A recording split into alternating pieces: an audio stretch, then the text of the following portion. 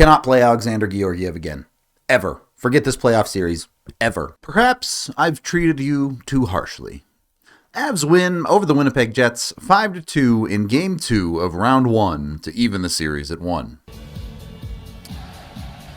Let's be direct about this off the top. Alexander Georgiev was awesome in this game. There is no doubt about that. He played darn near perfect. The 2 goals that went in, he had absolutely no chance of saving, and it was awesome to see.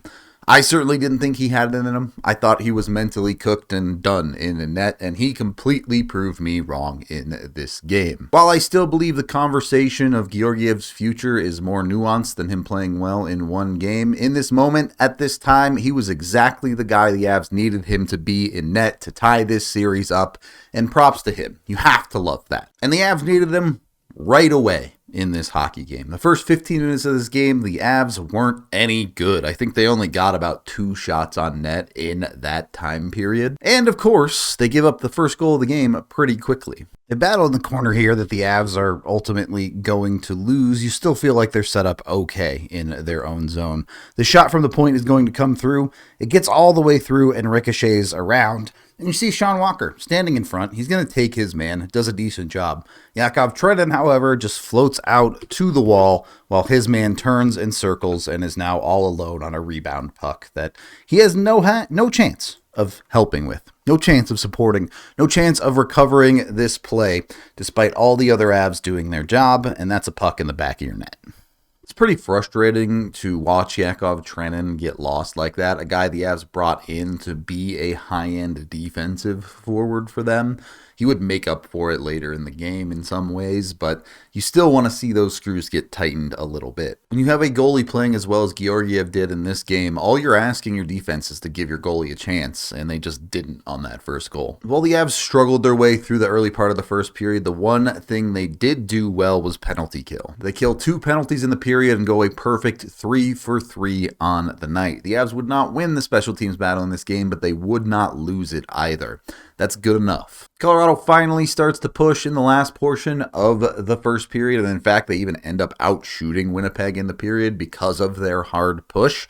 Came a little bit later than you wanted, but they started pushing the pressure on. And I'll be honest, in the first period, Connor Hellebuyck looked great. I didn't think the Avs were going to be able to solve them. And then the second period happened. Pretty early on in the period, Miles Wood, the man to beat Hellebuyck. Blink and you'll miss it. Ross Colton is going to win a face-off directly across to Miles Wood. Miles Wood doesn't overthink it. He just lets this shot go, and it slips through Hellebuyck. From 9 goals in the regular season to 2 goals in 2 games so far in the playoffs, Wood is becoming a key addition. This was a guy people were talking about. Maybe the Avs are looking to move on from this offseason, and if he can keep up quality play in the playoffs, I'm not even asking for a goal a game, that'd be ridiculous, but quality play throughout the rest of these playoffs, you're starting to see why the Avs wanted him. So you get yourself back in it, you make it a tie game again, and it feels like the momentum is pushing the Avs' direction. They draw a double minor. Cale Makar takes a high stick and is bleeding to the face. Gives them a 4-minute opportunity to take their first lead of this game. And the power play is bad. Objectively bad. 4 minutes of hockey where I think they generated 2 shots on goal. That's it. Was not good enough. After that power play, they finally generate a decent chance back at 5-on-5. If you've watched hockey for a while, you know how these things go. The Winnipeg Jets come down after all of that and score. Winnipeg coming down the ice after Ross Colton's chance. They're able to get the zone easily and create a much more dangerous chance than they probably should have been allowed to. But the problem here, actually, I want to back this up. As this puck comes up the ice, let's take a look at this. Keep an eye on Jack Johnson. See, Johnson is pointing. He's communicating with Walker. He wants to take Scheifele here. He wants Scheifele all the way. Walker says, okay, I'll skirt over. I'll take the puck carrier. And Johnson just gets burned by the guy he wanted to take. He says, this is my guy. I'm going to defend him. This is what I'm going to take care of. And he just does not do a good enough job. Scheifele gets around him.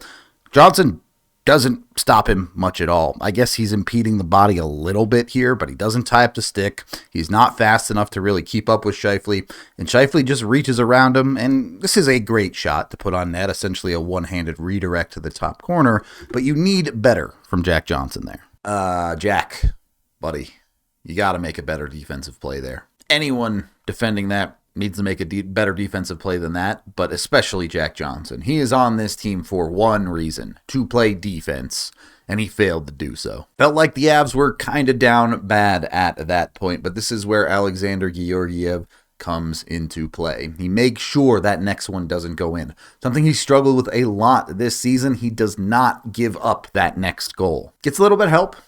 The Jets do hit one post, but the Avs hit their own post in this game too, so fair is fair, and the ones Georgiev needs to stop, he absolutely does. And that gives the Avs enough time to activate Cale Makar mode. McKinnon gets the zone for the Avs here, and look at how beautifully this sets up for Cale Makar by the Avs as a team here. McKinnon cuts towards the middle of the ice, drags two players to him. It's a quality handoff here. Winnipeg plays this well as McKinnon drops this to Von Taves. But as this drops to Taves, you see Makar coming up the half wall and circling around in. Now you have a handoff where this guy's taking Taves, this guy's taking McKinnon, and the Jets have three guys stuck down low. So you're about to open a gigantic gap for Cale Makar here. The step up is coming, but it's already too late. Cale Makar on his wheels, heading into your zone. He's going to use that space. He's going to find the shooting lane, and he's going to make you pay. Lehkonen now in front because of this discombobulation. Their deep triangle gets breaking up because someone has to go chase Makar. Lehkonen is completely free to get a tip on this puck and score. Good stick Lecky with the tip in front, a hard-earned goal for Colorado, and they manage to reset this game again. And a funny thing happens when you put pressure on teams. Sometimes they crack. We've seen Colorado crack at times this year. Last game. This time, it's Winnipeg's turn to crack. Specifically, it's Connor Hellebuck's turn to crack. Taves, patient on the breakout here, eventually gets it over to Makar, who sends it up the ice for Colorado. Now, it's not a clean entry. You saw the Avs do a decent amount of dump and chase in this game, and you do enough of it, eventually something good is going to happen. This should be a pretty clean exit for Hellebuck. Honestly, he can go either way with this puck, and it will probably be fine as the Avs are barreling down the middle. But Trenin is able to get on him quicker than Hellebuck expects, and all of a sudden, chaos ensues as Trenin gets enough of this puck. Hellebuck can't play it. Trenin just is able to poke it to Cogliano behind the net, which sets up for a beautiful pass from Cogliano out front to Parise. Hellebuck scrambling to get back. Parise's first attempt pretty much completely botches it. Puts it right into Hellebuck on the second chance, and then the puck remaining loose, Parise is able to collect for a third time and put it in. Yeah, Parise was this close to bungling that and it still being a tie game, but that puck eventually went into the net, so count it. Part of the reason redemption is the theme of this game. Georgiev, obviously, but even inside of the game itself, Trenin, problem on goal number 1, makes up for it by creating that chaos and helping the Avs get their first lead of the game. Parise really wasn't all that good on line 1 in game 1, comes out, scores a critical goal for the Avalanche in game 2. And then the other guy who really struggled in game 1 gets his redemption as well. 5 seconds left on a 4-on-4. Ehlers just falls over, just eats it. From there, that allows Lucky to come in on him, eventually take this puck away, chips it up to McKinnon. And McKinnon, great awareness here. As the 4-on-4 is expiring, I'm sure Josh Manson is yelling at him, but he recognizes that the guys are coming out of the box and he has possession. Now, because of the way penalty boxes are situated, Josh Manson is sprung for a breakaway on this play. He's deeper up the ice, and you're not going to get caught if you're Gabe Vilardi. Sorry, Gabe, you just can't really skate very well. So Manson, clean breakaway, decides to go 5-hole and beats Hellebuck. Is there a lot of good fortune for the Avs on that play? Definitely. Does Connor Hellebuck probably want that goal back? Yep. But nonetheless, the Avs still executed and made Winnipeg play well to stop that play. They didn't. That's how you capitalize on other teams. It's not a very complicated process. And just like that, a couple of good breaks and the game is 4-2 in the Avs' favor in the dying seconds of the second period. The third period was pretty uninteresting, if I'm honest. I think you probably wanted the Avalanche to play a good bit more offense. They only registered 3 shots on goal in the period, including an empty net goal. That's not good.